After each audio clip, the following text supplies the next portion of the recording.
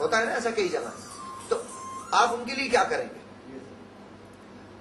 आप पूछें कि अगर अल्लाह ताला ने ये दुनिया बनाई इम्तिहान का, तो इन लोगों को क्यों पैदा किया जो ऐसे मनफी ख्यालात रखते हैं? उसकी सिर्फ एक ही बात है, बड़े काम की बात है। असल में ये लोग माहौल बनाते हैं, एनवायरमेंट क्रिएट करते हैं। अगर ये लोग माहौल नहीं बनाएंगे ना, हम माफ किसे करेंगे? अतः ये जो लोग हैं ना, जो हमें तकलीफें पहुंचाते हैं, ये असल में एनवायरमेंट क्रिएट करते हैं, ये माहौल बनाते हैं।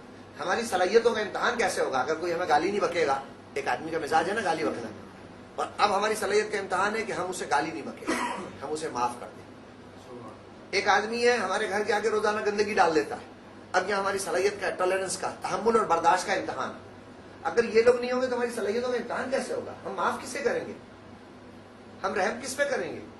हम अफूदर की बात किस पे करेंगे? ये तो हमारी कमाई के मौके हैं कि यहां हम अपने अंदर से अपनी सलाहियत का इजहार करेंगे। देखो मुझे बर्दाश्त करना आता है, देखो मुझे माफ करना आता है, देखो मुझे हंस के बात खत्म करना आता है।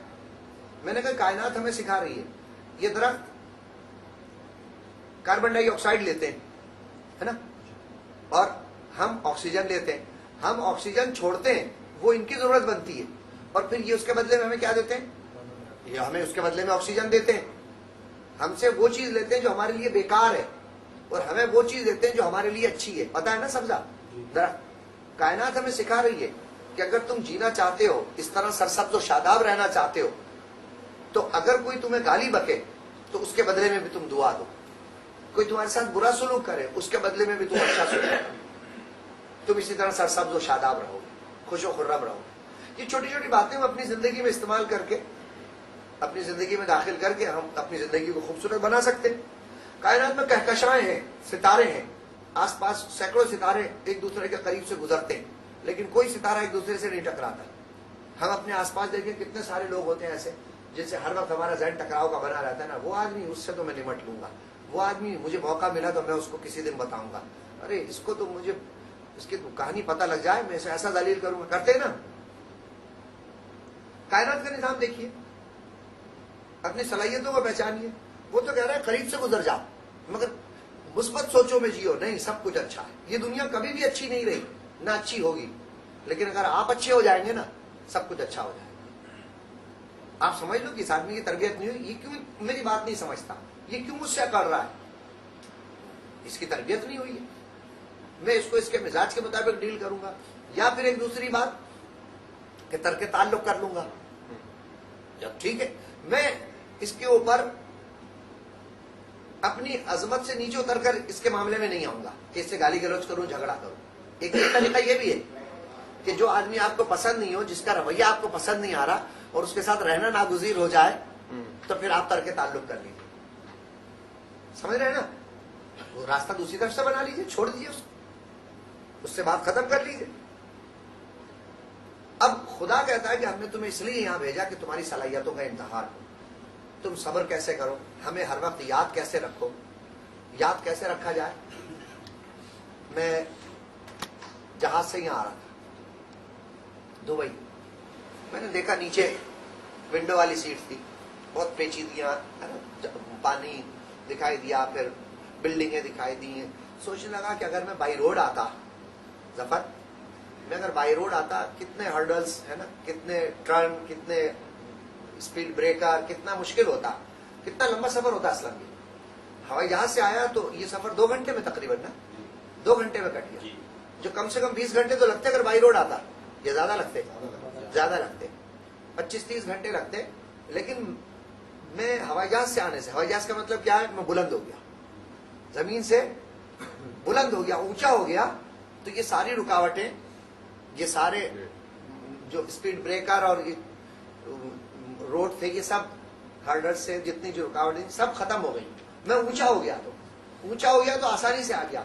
मैंने सोचा अगर मैं ये आम लोगों की जहनी सतह से बुलंद हो जाऊं, जो एक दूसरे से लड़ते हैं, एक दूसरे से बदला लेते हैं, एक दूसरे को बुरा कहते हैं, एक दूसरे के लिए दिल में बुग़्ज़ रखते हैं, अगर मैं इनसे ऊंचा हो जाऊंगा तो यकीनन मैं अपनी मंजिल पर भी आसानी से पहुंच जाऊंगा, जैसे मैं जहाज के जरिए आसानी से पहुंच गई। ये खुदा की मार्फत है कि खुदा को हर मामले में अपने साथ शरीक कर लेना, हर मामले में खुदा को ढूंढ लेना। अब अभी पिछले दिनों में कोयटा गया, अपनी गाड़ी पर गया, 750 किलोमीटर का सफर मैंने तय किया। रोड आरसीडी रोड कई जगह बहुत अच्छा है, बहुत तेजी से रोड चल रहा था और सफर तय हो रहा था। मेरी घरवाली साथ बैठी थी, बच्चे पीछे बैठे थे। उन्होंने कहा देखा आपने, आप कहते हो कि 90 या 100 से ऊपर नहीं चलाता, इस वक्त 120 है स्पीडोमीटर बता रहा। मैंने स्लो किया, बोले नहीं चलने से पता नहीं लग रहा। मैंने कहा नहीं, जो है मेरे जहन के अंदर है कि मैं 100 से ऊपर नहीं ले जाता तो नहीं ले जाऊंगा। चलाने लगा, बच्चे सब शोर मचाने लगे, मैं गाड़ी चला रहा था और मेरी आंखों से आंसू टपकने लगे। घरवाली ने कहा कि क्या हो गया, क्यों आपकी आंखों में आंसू क्यों आ गए? मैंने कहा कचरा चला गया। कहने की रहने दे, शीशे बंद है, सर्दी हो रही है, हीटर चल रहा है, कचरा घर से चला गया। मैंने कहा असल में मैं ख्याल कर रहा था, एक ख्याल आ रहा था मेरे से। तो बोली हमें ही बताया ना, उसमें शामिल कर। मैंने कहा मैं गाड़ी चला रहा था, मैं सोचा था अल्लाह ये सफर कितनी आसानी से कटता चला जा रहा है, 1 घंटे में 100 किलोमीटर है। काश के ऐसा ही हो जाए, ऐसा ही हो जाए, पुलिस रात का सफर भी मेरा इतनी आसानी से कट जाए। अगर तूने ये दुनिया में मेरे साथ कर दिया तो तू आखिरत में भी तो कर सकता है ना। अभी मुझे गाड़ी ने सहारा दिया हुआ है, कल रब्बे सल्लिम कहने वाले गमजदा का साथ। तो जो तेरा महबूब है, तूने कहा है ना कि जो उससे ताल्लुक रखेगा, जब पुलिस रात पे चल रहे होगे तो वो सहारा देने के लिए आएगा। तो काश वहां पे इस गाड़ी का यहाँ सहारा है, उस गाड़ी का तो उनकी जात मुबारक का वहां सहारा हो जाए। बस मैं यही कह रहा था कि अल्लाह ये मेरा लम्हा कबूल कर लेना कि जितनी आसानी से मेरा ये सफर काट दिया ना, काश ये तेरी करम नवाजी है ना, तो काश कल का जो सफर होगा ना मुश्किल, वो भी इसी आसानी से कट जाए। मतलब ये छोटी छोटी बातों में अपने आप को, अपना जहन बनाना और खुदा को अपने करीब समझना, अपने को खुदा के करीब करना, इससे कोई फर्क नहीं पड़ता। लेकिन जब आप खुदा का तस्वुर अपनी जिंदगी में शामिल करते हो ना, तो रास्ता आसान हो जाता है। एक बात और है, तकरीबन सभी मुस्लिम हो ना आप, है ना, अल्हम्दुलिल्लाह। नहीं कई दफा ऐसा होता है मैं बाहर जाता हूँ तो गैर मुस्लिम बैठे होते हैं, तो फिर वो बात थोड़ी सी मैं दूसरी तरह से अंदाज में करता हूँ। ये याद रख लो कि नमाज खुदा की जरूरत नहीं है, खुदा को जरूरत नहीं है आपकी नमाज की, किसी की भी नमाज की खुदा को जरूरत नहीं है। नमाज का मतलब सिर्फ और सिर्फ एक बात है। जैसे आप सेल्स के काम में हो, फील्ड में हो, फहाद है, जाता है, ये अपने लड़कों को छोड़ दें, 4 आदमी कर रहे हैं काम, हफ्ता 15 दिन तक उनसे नहीं पूछे, उनको बुलाए नहीं, अब उन लड़कों का क्या हाल होगा? काम करेंगे वो उसी तरह लगकर? काम करेंगे? जो काम उन्हें दिया जाएगा वो काम करेंगे? वो बोले देखने वाला तो कोई है ही नहीं, हाजिरी पेशी तो किसी के सामने होती नहीं है, जैसे मर्जी करो, कोई पूछगछ करने वाला है नहीं। वो तो देखा 2 महीने के बाद या साल भर के बाद हो सेटिंग हो कि जब बुलाएंगे, जब बात होगी।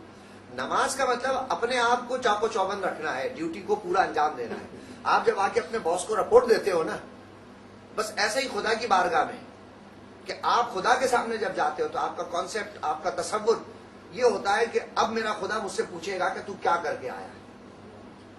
तो नमाज में जो जाना, खुदा को जरूरत नहीं है नमाज की, तुम्हारी मर्जी है, पढ़ो पढ़ो, नहीं पढ़ो नहीं पढ़ो, वो तो बाद में पूछगछ होगी जो होगा।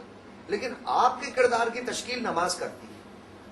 नमाज के अंदर कंसंट्रेट करते हो ना, जब आप तवज्जो लगाते हो, जहां सजदा कर रहा है वहां, इधर उधर नहीं। बहुत सारे लोग देखते हैं इधर उधर, हम उनकी बात नहीं कर रहे, वो तो अजीब अजीब मामला होते हैं। वो जूता आगे रखा हुआ और नमाज पढ़ रहा था, उससे कहा कि भाई जूता पीछे रख। उसने कहा आगे रखते से क्या फायदा, नुकसान क्या होता है? उसने कहा आगे रखो तो नमाज नहीं होती, उसने कहा पीछे रखो तो जूता नहीं होता है। तो अब बताओ मैं इसको कहाँ रखूं? तो ये आदमी का ध्यान कि वो जूते पर ध्यान रखे और खुदा पर ध्यान ना रखे, तो ये अजीब सी बात है ना। लेकिन यह है कि तवक्कल इसको कहते हैं कि आदमी एहतियात करे, उसको करीब रख ले, ये नहीं कि पीछे छोड़ दिया।